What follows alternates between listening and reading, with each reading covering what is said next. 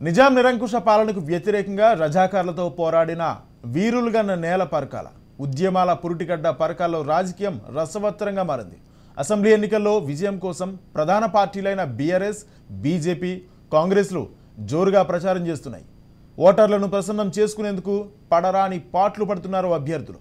రాజకీయంగా చైతన్యవంతమైన ఓటర్లు ఉన్న ఈ నియోజకవర్గంలో ఈసారి రాజకీయం ఆసక్తికరంగా మారింది. ఈ పరిస్థితుల్లో అధికార పార్టీ తిరిగి తన స్థానం నిలుపుకుంటుందా? ప్రతిపక్షాలు జెండా ఎగరవేస్తాయా? పరకాల ఓటర్లు ఎవరికి పట్టం కట్టబోతున్నారు? ఇవాల్టి టీ5లో చూద్దాం.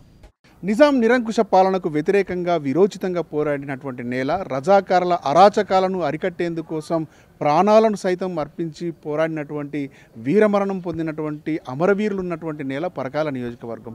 పరకాల నియోజకవర్గంలో గెలుపు కోసం ప్రధాన రాజకీయ పార్టీలైనటువంటి బీఆర్ఎస్, బీజేపీ, కాంగ్రెస్ పార్టీలు శక్తి వంచన లేకుండా కృషి చేస్తున్నటువంటి పరిస్థితి ఉంది.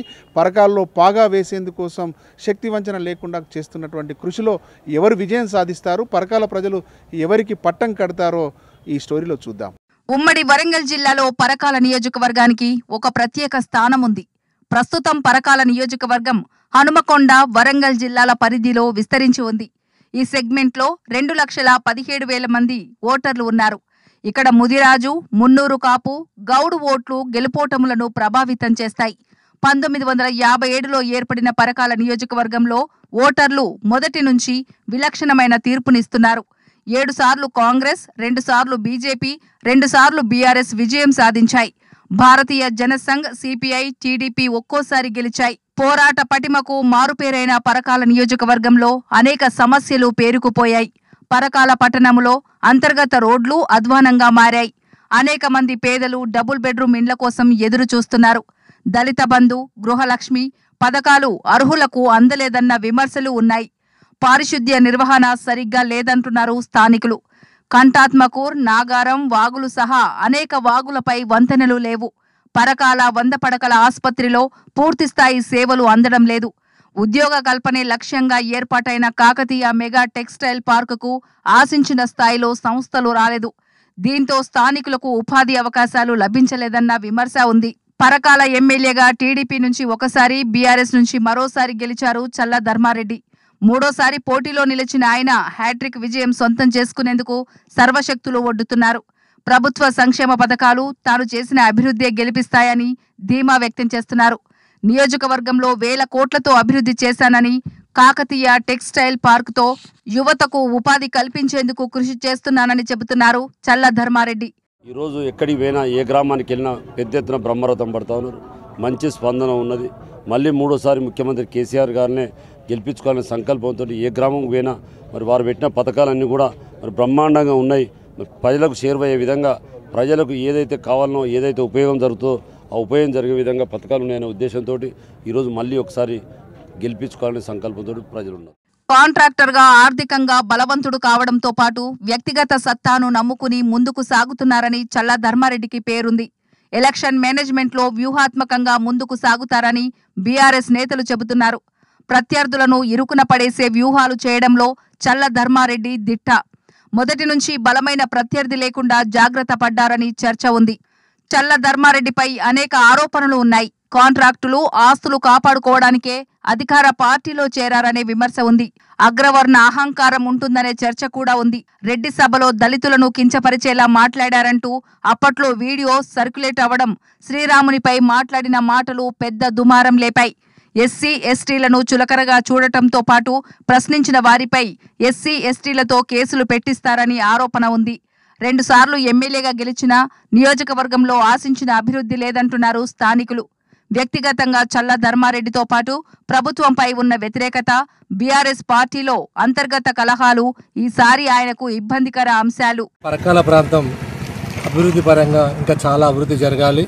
ముఖ్యంగా జిల్లాల పునర్విభజన జరిగిన తర్వాత పరకాలకి రెవెన్యూ డివిజన్ మాత్రమే ఇచ్చారు. దయచేసి దీన్ని జిల్లా హెడ్ క్వార్టర్గా చేయాల్సినటువంటి గురుతరమైన బాధ్యత ఇప్పుడు పోటీ చేసేటువంటి అందరి అభ్యర్థులకు ఉంది. సంక్షేమ పథకాలు ఇష్టం ఉన్నట్టు పెడుతున్నారు, అమలు కావడం లేదు.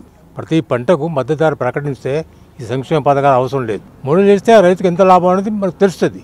దానివల్ల కౌలు రైతులు కానీ రైతులు కానీ బాగుపడతారు. ప్రజలకు అనుకూలమైనటువంటి వాగ్దానం ఇవ్వాలి, అమలు చేసేటట్టు ఉండాలి. నాటకీయ పరిణామాల తర్వాత కాంగ్రెస్ పార్టీ అభ్యర్థిగా బరిలో నిలిచారు మాజీ ఎమ్మెల్యే రేవూరి ప్రకాష్ రెడ్డి. నర్సంపేట అభ్యర్థిగా బీజేపీ టికెట్ ఆశించిన ఆయన తర్వాత కాంగ్రెస్లో చేరి పరకాల కాంగ్రెస్ టికెట్ పొందారు. అప్పటి వరకు టికెట్ ఆశించిన పలువురు నేతలను కాదని అప్పుడే పార్టీలో చేరిన రేవూరి ప్రకాష్ రెడ్డికి టికెట్ ఇవ్వడంపై కాంగ్రెస్ నాయకులు అసహనం వ్యక్తం చేశారు. బుజ్జగింపుల తర్వాత కలిసి పనిచేస్తున్నారు. రేవూరి సీనియర్ నాయకుడు కావడంతో పాటు పరకాల నియోజకవర్గంలో పాత పరిచయాలు, కలిసి వచ్చే అంశాలు. కాంగ్రెస్ పార్టీ మేనిఫెస్టోకు ప్రజల్లో మంచి ఆదరణ ఉందని, అది తమకు కలిసి వస్తుందని రేవూరి ఆశాభావం వ్యక్తం చేస్తున్నారు. ఎన్నికల నోటిఫికేషన్ వచ్చాక పరకాల రేసులోకి రావడం, నియోజకవర్గంపై పూర్తి పట్టు లేకపోవడం రేవూరి బలహీనతలుగా చెప్పొచ్చు. అదే కాకుండా సోనియమ్మ ఒక మాట చాలా స్పష్టంగా చెప్పింది, తెలంగాణ ఇచ్చింది నేను, 2 సార్లు మీరు బీఆర్ఎస్కు అంటే టీఆర్ఎస్కి ఇచ్చారు, ఈసారి కాంగ్రెస్కి మీరు అవకాశం ఇవ్వండి అని చెప్పి ఒక 6 గ్యారంటీసే కాదు ఇంకా కొన్ని ముఖ్యమైన అంశాలు కూడా ప్రజల ముందు పెట్టి ఒక టైం బాండెడ్ ప్రోగ్రామ్స్ చేయడం జరిగింది. 100 డేస్ లోపల ఈ 6 ప్రోగ్రామ్స్ గ్యారంటీ కార్డ్స్ ఏవైతున్నాయో అవి ఇచ్చుకుంటూ మిగిలినవి కూడా ఏంది అని అంటే రైతు భరోసా వంటిది 1 ఇయర్ లోపల 100% కంప్లీట్ చేస్తానని చెప్పి అష్యూరెన్స్ ఇచ్చారు. అది వాళ్ళ ప్రజలు తెలంగాణ మాట తప్పకుండా తెలంగాణ ఇచ్చిన సోనియమ్మ ఈ ఏదైతే హామీలు ఇస్తుందో 100% తన నెరవేరుస్తాయని ఒక విశ్వాసం ఉండటం వల్లనే ఇవాళ ఒక పరకాలతోటే కాదు మొత్తం ఓవరాల్ స్టేట్ కూడా వాళ్ళ కాంగ్రెస్కు అవకాశం ఇవ్వడానికి సిద్ధపడ్డారు. మాట నిలబెట్టుకున్న వాళ్ళు ఇవాళ ఇచ్చిన హామీలు నిలబెట్టుకుంటారనేది ప్రజలు విశ్వసిస్తారు. ఇప్పుడు జరిగింది అదే కదా, చంద్రశేఖర్ ఇచ్చిన హామీలు ఏది నెరవేర్చలేదు, ఇక్కడ ధర్మారెడ్డి గారు ఇచ్చిన హామీలు ఏది నెరవేర్చలేదు. అన్నిటికన్నా ముఖ్యంగా బడుగు బలహీన వర్గాలను ఒక కించపరే విధంగా మాట్లాడడం అనేది అనైతికత. అది పరకాల బీజేపీ అభ్యర్థిగా ప్రముఖ డాక్టర్ పగడాల కాళీప్రసాదరావు బరిలో నిలిచారు. వైద్యుడిగా స్వచ్ఛంద సంస్థ ద్వారా పలు సేవా కార్యక్రమాలు చేయడంతో పాటు ప్రజలతో ఉన్న సంబంధాలు ఆయనకు కలిసి వచ్చే అవకాశం ఉంది. కేంద్ర ప్రభుత్వ సంక్షేమ పథకాలు, దేశవ్యాప్తంగా ప్రధానమంత్రి మోడీకి ఉన్న ఆదరణ తనకు కలిసి వస్తాయని నమ్మకంతో ఉన్నారు. రాజకీయాలకు కొత్త కావడంతో క్షేత్రస్థాయిలోకి పార్టీని తీసుకెళ్లలేకపోతున్నారని విమర్శ ఉంది. సమన్వయ లోపం కాళీప్రసాదరావుకు ఇబ్బందికరంగా మారిందనే చర్చ జరుగుతోంది. కాంగ్రెస్, బీఆర్ఎస్ పార్టీల అభ్యర్థులు రెడ్డి సామాజిక వర్గానికి చెందినవారు కావడంతో బీసీల మద్దతు తనకే ఉంటుందని కాళీప్రసాదరావు ఆశాభావం వ్యక్తం చేస్తున్నారు. పరకాలలో గెలుపు కోసం ఎవరు లెక్కలు వారు వేసుకుంటున్నారు, ఎవరి ప్రయత్నాలు వారు చేస్తున్నారు.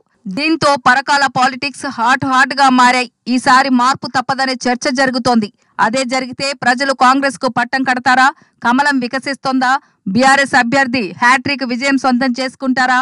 ఈ ఉత్కంఠకు తెరపడాలంటే డిసెంబర్ 3 వరకు వేచి చూడాల్సిందే. పరకాలలో పాగా వేసేందుకోసం రాజకీయ పార్టీలు ప్రయత్నాలు సాగిస్తున్నటువంటి పరిస్థితి ఉంది. ఎవరికి వారు విజయం పట్ల ధీమా వ్యక్తం చేస్తున్నటువంటి పరిస్థితి ఉంది. అటు బీఆర్ఎస్, బీజేపీ, కాంగ్రెస్ పార్టీలు ప్రధానంగా పోటీ నిర్వహిస్తున్నప్పటికీ ఇక్కడ ఓటర్లు మాత్రం తమను జిల్లా కేంద్రంగా ఏర్పాటు చేసి వ్యాపార వాణిజ్య కేంద్రంగా విలసిల్లేలా పూర్వవైభవం తీసుకొచ్చిన వారికే ఓటు వేస్తామని చెప్తున్నటువంటి పరిస్థితి అయితే కనబడుతోంది. మొత్తానికి ఈ 3 పార్టీల్లో ఏ పార్టీ విజయం సాధిస్తుందో ఫలితాలు వచ్చే వరకు వేచి చూడాలి.